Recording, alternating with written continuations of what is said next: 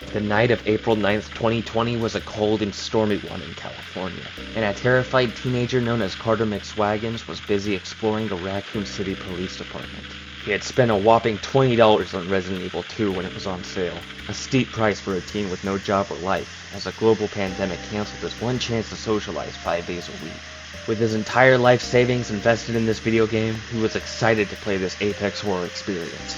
All of the young man's dedication was lost, however, once he saw this guy. The game was promptly deleted. Half a year later, in the tail end of 2020, Carter McSwaggins finally grew a backbone, and he ran through Resident Evil 2. And as he finished and credits rolled, one thought ran through his head. Wow. You know, growing up, I never really understood the appeal of Resident Evil, and that was for one reason and one reason only. I was a very dumb kid. I got the series mixed up with the Evil Within series, which I heard was really bad, so I thought Resident Evil was a bad series too. Thankfully though, at that point my frontal lobe wasn't fully developed, and as it did, I realized that these are two very different franchises, despite both being horror games. I also realized the fact that Resident Evil is a fantastic series.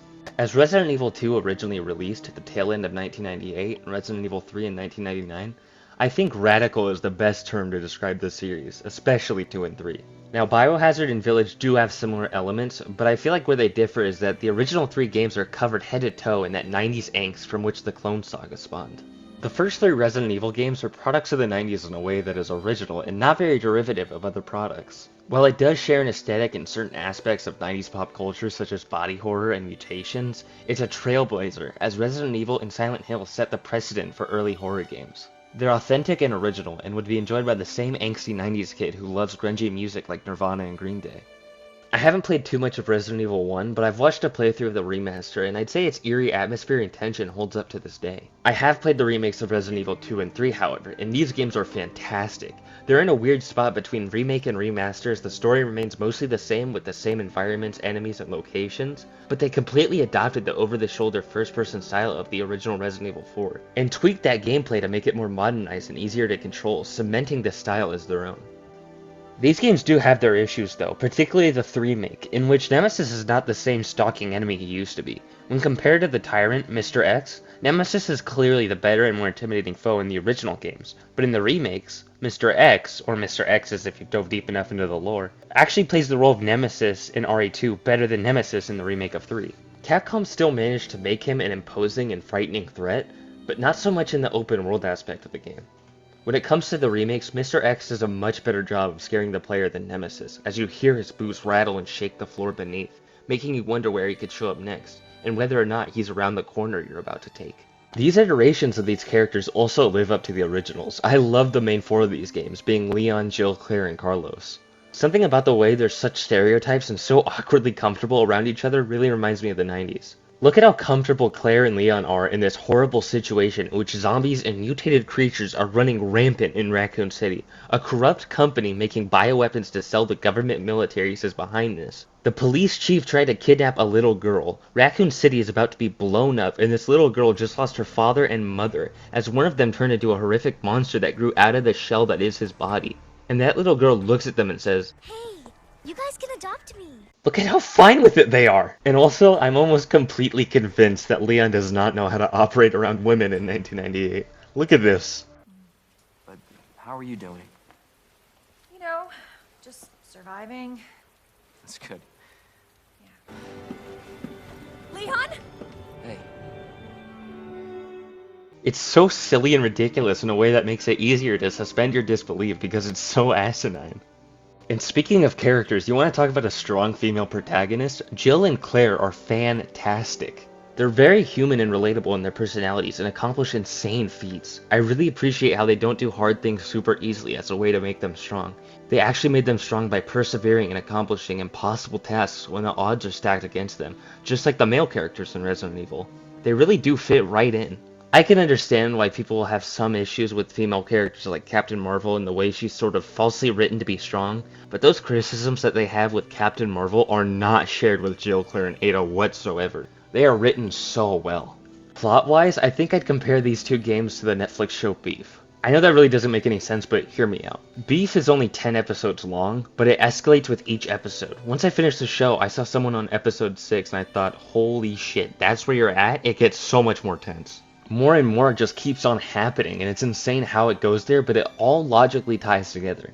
Resident Evil 2 and 3 are similar to Beef in the way that they're about 6 hours long and can be beaten in 2. The speedrun for Claire's story is only 48 minutes. And in this short game, they pack so much into it that by the time you're finished in the lab, you think back to when you were in Raccoon City getting jumped by Nemesis. And it's not in a bad way either. They managed to pace the game so well to pack as much entertainment and story as possible in such a little amount of time.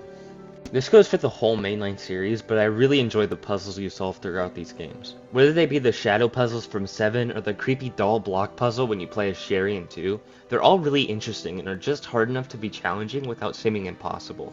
Each one did take me a little while to solve, but I never had to look up a guide to figure them out. I also enjoy the fact that you don't have some teenage dweeb giving you away all the answers before your brain can even comprehend that you're in a puzzle situation. Lord knows we'd all hate that if that were in a video game for some reason, man. Overall though, I think remaking these games was absolutely the right call. It's so smooth and looks amazing. The gameplay is also really fun. I like how limited the ammunition is. It helps the player realize that dodging and maneuvering around enemies is the most optimal way to play, and that you don't need to shoot your way out of everything. And to end each segment of the video, starting with this one, I'm going to show you the biggest improvement of the remakes, which was changing this.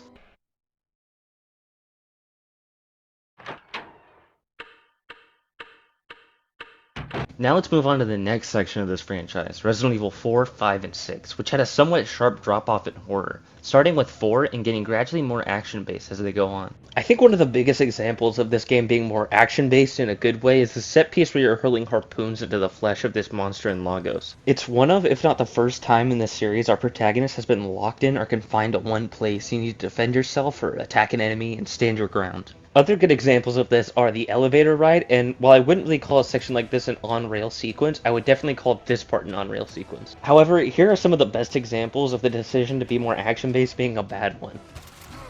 Nope, you're a... I'll let myself out.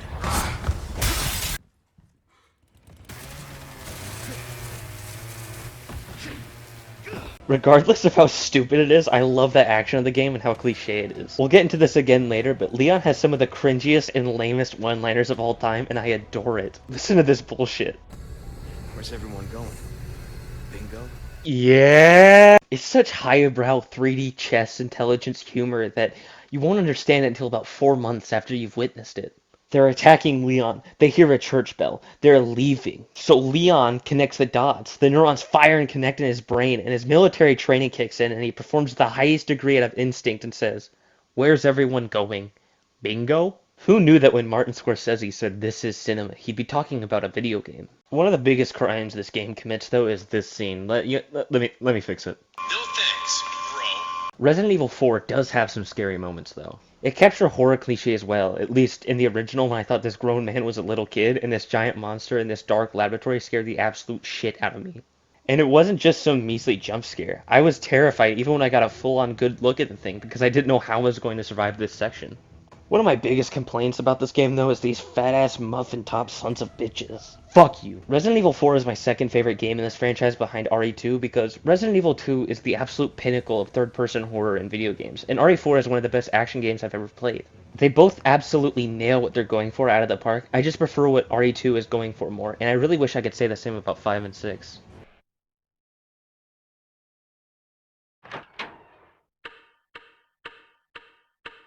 Then in 2017, Capcom shocked the world with a disgusting and truly off-putting horror game set in a swampy estate in the backwoods of Louisiana. This sounds interesting enough and like a fairly new concept for the time, but the real shocker was when the title dropped. Resident Evil 7 Biohazard. This game took the franchise into a very new direction, giving the player a first-person experience and focusing less on the graphic fleshy mutations and more on the pure horror. Well, at least in the first half. As a gift to some, a disappointment to others, and a surprise to all, the plot later focuses on and becomes entangled with the politics and practices of the Umbrella Corporation. I understand why people don't like this change, but personally I really like this change in the plot. While this game would definitely be more accessible to people who have no prior knowledge of the franchise, I'm really interested in the story and adventures of our usual main characters as they fight against Umbrella and Oswald Spencer. My only issue with it is that the player should consult a doctor after playing because you practically get whiplash with how sharp of a left turn this is. In the beginning of Biohazard, this game is essentially only a Resident Evil game in name. Not to say there's no Resident Evil elements or any horror or suspense, just that it could be its own standalone IP. Then all of a sudden it turns out that Mia ended up at the Baker household because she was gathering data on the mold and connected to the Umbrella Corporation, and it all gets tied back to the old games. This is still a satisfying answer to the questions this game makes you ask, but it's interesting how they decided to tie it all back to a rather complete franchise, instead of making it a sort of anthology to the other games. And again, it's a complaint worth bringing up, but it does have some things in it that require you to have some background information on the series for important reveals. If this is your first Resident Evil game, you're probably going to be confused as to who Chris Redfield is and why it's such a big deal that he showed up at the end, and why the weapon that you shoot the old lady with at the end is called the Albert. But for what it lacks in individuality, it more than makes up for in atmosphere. I think one of the scariest settings is Southern Backwoods, where the most entertaining thing in town is the mud pit. It's the most uncomfortable setting of all time. The blazing sun is beating down on you to the point where it's dizzy and nauseating. Flies and mosquitoes are harassing you. The air is thick and soupy. There are swamps infested with alligators. Look at how freaky these fuckers are. Fuck wildlife preservation. We need to kill all these things, and they're not even the biggest threat. The people are. When you set your horror movie in the South, these villains are pretty much always stereotypes most of the time, in which they're in a nothing town filled with half-wits. They're demented and have nothing to do, so to pass the time they have to get creative, just like how they get creative when they set their sights on a new prey. That's why the Deep South is a perfect setting for a body horror video game, or story, which is one of the reasons why Texas Chainsaw Massacre is such a classic. Capcom really put emphasis and capitalized on this idea, and made Biohazard one of the most satisfying and frightening horror experiences of all time.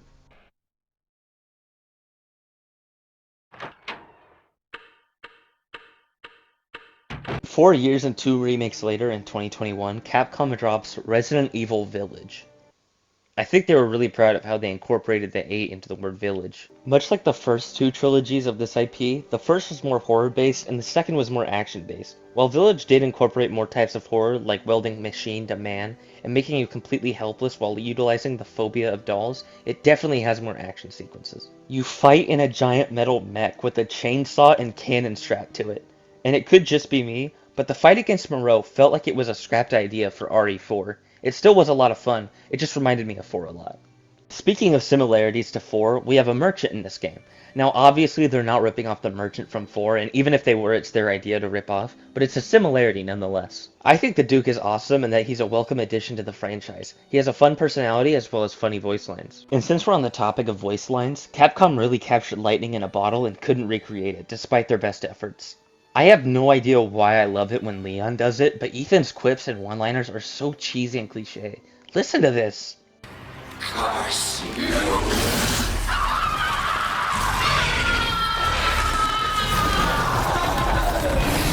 You're the one who's cursed. How can you stand by that? Where's everyone going? Bingo? In death as he was in life. Disgusting. Maybe it's because Leon's hot, but we don't really know what Ethan looks like. Or do we?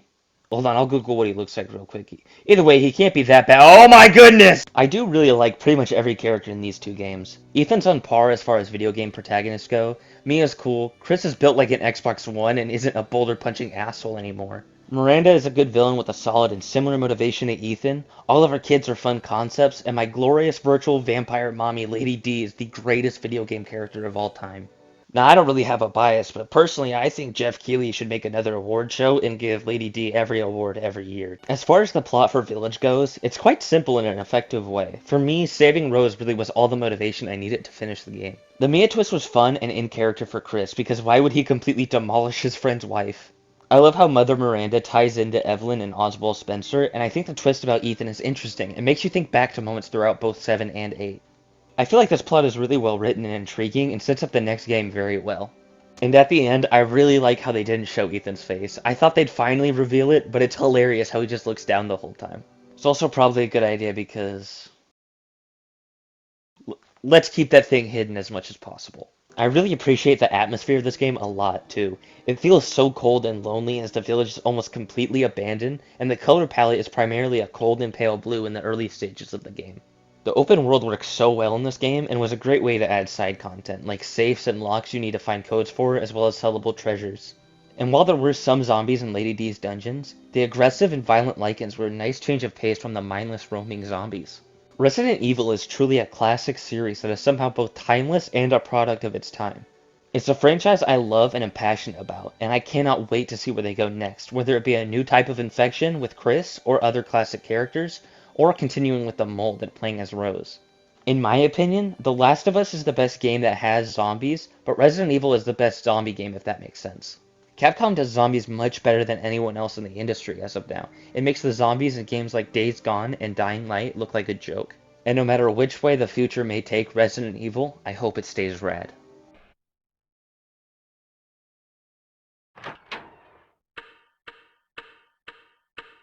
Thank you guys so much for making it to the end of this video. I worked really hard on it. It took me a long time. Thank goodness Twisted Metal came out when it did, otherwise there would be a content drought on my channel for like a whole week and a half. Yeah, I really hope you guys liked this video. If you did, I would really appreciate it if you left a like and subscribed. I'm like 10 subscribers away from 50, and I would really appreciate it if we hit that. I know it's not a big deal compared to everyone else, and it's not really a milestone, but it is for me. And yeah, I would really appreciate it. I'd be ecstatic. Also, leave a comment, let me know how I can improve in different ways, let me know what you thought of this video. Also, let me know what kind of content you'd like to see me do and stuff you'd like to see me cover in the future. I'll definitely take it into consideration when planning my next video. So yeah, I'll see you guys next time.